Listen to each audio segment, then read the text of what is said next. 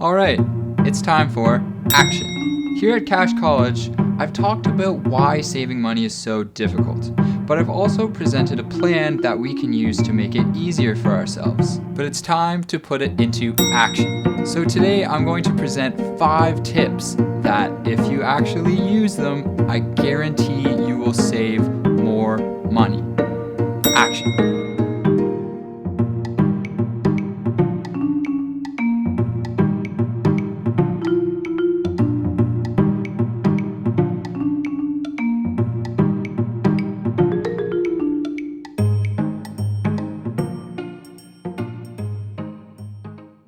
Have you heard the phrase, what gets measured gets managed before? Some of you might say, why yes, Steve, I have, and this is actually the 100th time that I've heard it. To which I would reply, congratulations, that's quite a milestone. However, for those of you who haven't heard it, it's a quote from Peter Drucker, quite the management expert. And so, if we're going to succeed in personal finance, we absolutely need to be able to manage our money. And to do that, we'll start by measuring it.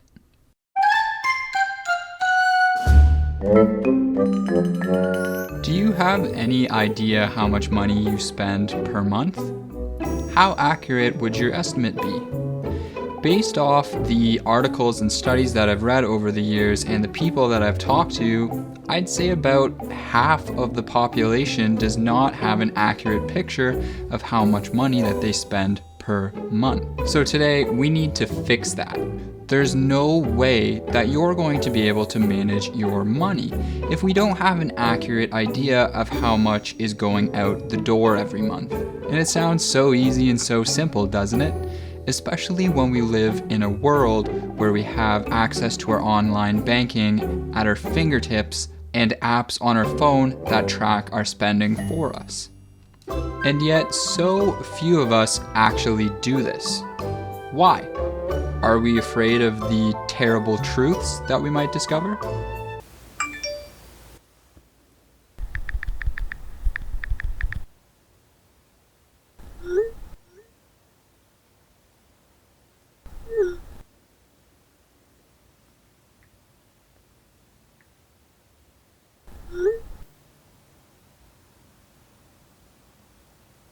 Who's Kim? I don't blame you. I get that it's easier to pretend that something just isn't happening if we don't see it, but it's seriously time to face this head on. The first thing I want you to do after watching this video today is to log on to your online banking. Take a look at every single bank account that you have, every credit card, any place where money is going out. And then I want you to add up all of these expenses for the previous month to see exactly how much money went out. Yes, you heard me. We're going to do the unthinkable. Even better, if your banking institution offers an app like the TD MySpend app, it makes it super easy to just see this number laid out for you. If you haven't been paying attention to this number regularly, I think that you might be surprised by the result.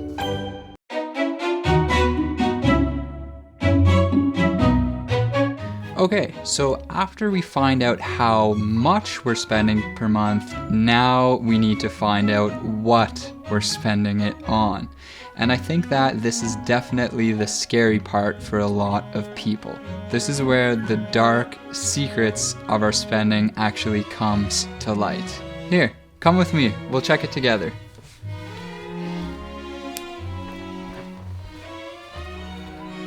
Down here lies the deep, dark depths of our spending habits. There's really nothing to be afraid of. Come on, let's go together.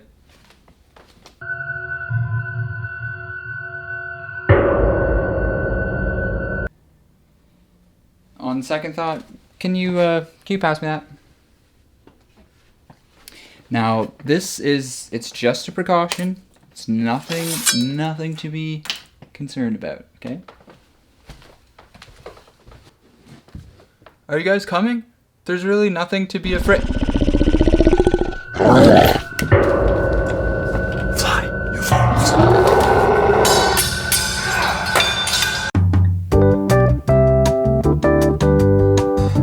Hey guys, I'm Justine, your new host of Cash College. Make sure you guys like, comment,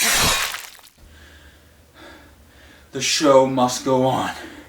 Look, we all need to confront what's really going on inside of our bank accounts.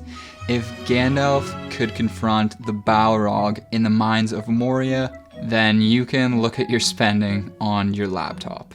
In my opinion, the best way to go through your expenses is to order them from the highest dollar value to the lowest dollar value. There's no point being like, darn, I shouldn't have spent $17 on those coffees last month.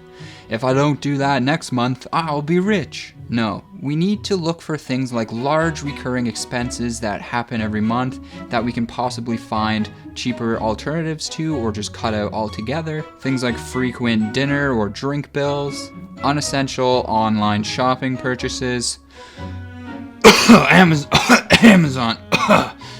Oh, excuse me. Did you know that apparently 50% of all money spent online flows through Amazon? Now, I haven't seriously fact-checked that, but from the articles that I've just briefly kind of skimmed through, it seems to be true. That's actually not a crazy conspiracy theory, that's just a fact. We need to check our high dollar value expenses and ask ourselves two things. The first thing we need to ask ourselves is, do we absolutely need this? And the second thing we need to ask ourselves is, can I find a cheaper alternative for this without severely jeopardizing some aspect of my life? Obviously, there's going to be some essential expenses that we definitely do need to have and that we can't possibly make any cheaper. But I think that you will be able to find some items that you can completely cut out or at least find a cheaper option for them. This is especially powerful for expenses that recur every single month or something that you purchase often, because it means that those savings will happen every month in perpetuity, which means at the end of the year you'll have massive cost savings.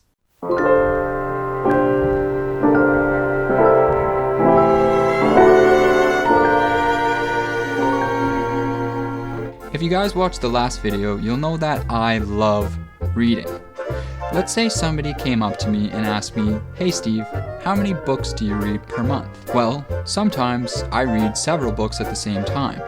This can make it a little tricky to answer the question because I'd have to say, well, I've read about half of this one here so far, maybe about a quarter of this one, and just a few pages of this last book here. So I guess my answer would be a half, a quarter, and a few pages. And from that response, we can learn two things. One, don't ask me how many books I read per month. And two, having something we want to measure spread across different sources can make it difficult to track. Imagine instead that I was just reading one book for the whole month. Now, when asked the same question, I can just simply reply that I've obviously read the entire book because one book per month is just weak. No, but for real, I can quickly and easily check my progress in the single book and give a clear, definitive answer. The same thing applies to spending. Many people have several bank accounts or credit cards that their money comes out of each and every month. A couple hundred on this card, a couple hundred on that card, a little bit over there, a little bit over here. This makes it a lot harder to determine how much money is actually leaving you every month. And it can even make your spending seem much less than it actually is. It's just like dust on the floor. You can't really see it until you sweep it all into one single place. So to solve this, the third thing that I want you to do after watching this video is to look at all of your bank accounts and all of your credit cards and ask yourself for each account if you absolutely need it.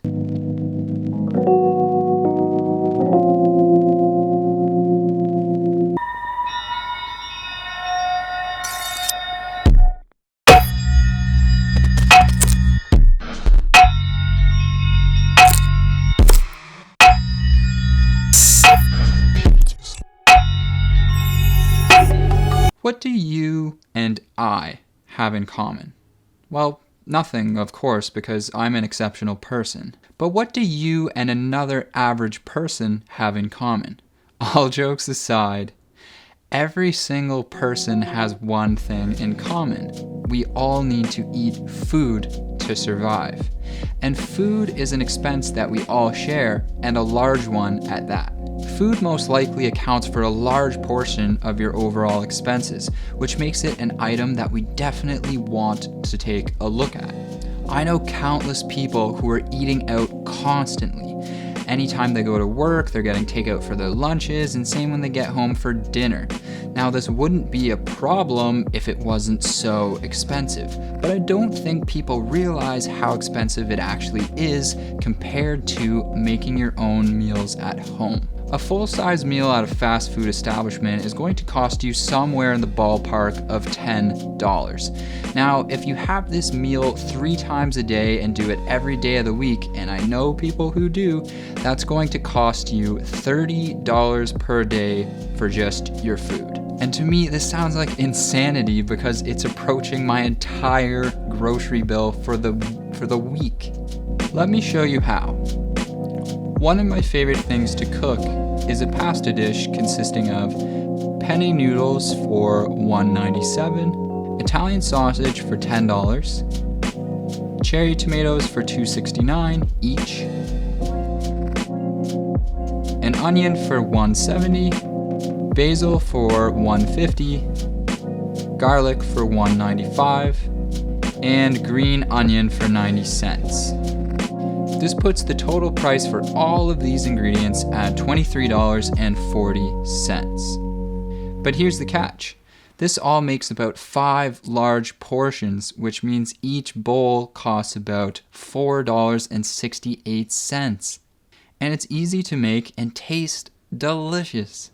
Trust me, you can cook this dish. If you've never cooked before, it's really easy. You can do it. It tastes awesome. I'll put the link to the recipe below. So if we compare the two food expenses, we have eating out every single meal, which comes in at a price tag of $210 per week, or $840 per month. Versus if we cook our own meals for every meal, we're at $98 per week or $393 per month, assuming that each meal costs us about $4.68 to make. That's savings of $447 per month. That's over $5,000 saved in a year just from changing the way you eat. And if you're extra strapped for cash, you can just cut the sausage out of this meal and basically cut the cost per bowl for this in half. And you still get a really nice bowl of pasta. Now, obviously, there are even simpler and cheaper things that you can cook at home, but I just wanted to show you that there's still really delicious, easy food that you can cook at home on the cheap. And the great thing about cooking like this is you can cook it in batches and eat it throughout the week. So the excuse that you don't have enough time to cook at home doesn't really hold water. All you need to do is spend a little bit of time cooking this meal once and then just put it in the fridge and eat it throughout the week.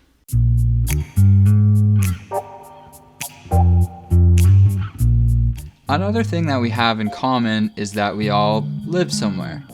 Now you might notice I'm going after very essential expenses, and that's because they're usually large and we normally pay them every single month, which means that if we can adjust them, then we'll get those savings every single month too. So the final thing that I wanted to address today is that it's very important to carefully look at our living situation. If we bite off way too much house for us to be able to chew, it's going to make it very difficult to get ahead financially. Whereas if we're very careful and thoughtful about where we want to live, it can make a world of difference in our financial journey. If you're fortunate enough to have the ability to live at home with your parents, consider utilizing that privilege for as long as you or they can tolerate you living there. If you're looking at purchasing a home, consider purchasing a home that would allow you to rent out a portion of it. so that the renter could cover some or even most of your mortgage, which would allow you to be a homeowner and have low expenses. If you're looking at moving into an apartment, consider finding roommates or living a little bit outside of expensive city centers. Don't put yourself in a living situation that's going to be a dagger in your financial coffin. In the future, I'll be releasing content on real estate, answering popular questions like renting versus buying, and other helpful information to help you make decisions regarding your home. So that's it for today, my friends. Now when this video ends, you know what to do. Number 1, tally up all of your expenses per month. Number 2, see what you're spending your money on and determine if there's anything that you can eliminate or find cheaper alternatives. Number 3, consolidate your accounts and credit cards to make yourself a lean, mean money machine. Number 4, cook most of your meals at home. And number 5, think carefully and critically about your living situation. And bonus round, number 6, subscribe to the channel. Cash College is just getting started and we're going to the moon. So come join the community. Thank you all so much for watching, and I will see you again soon.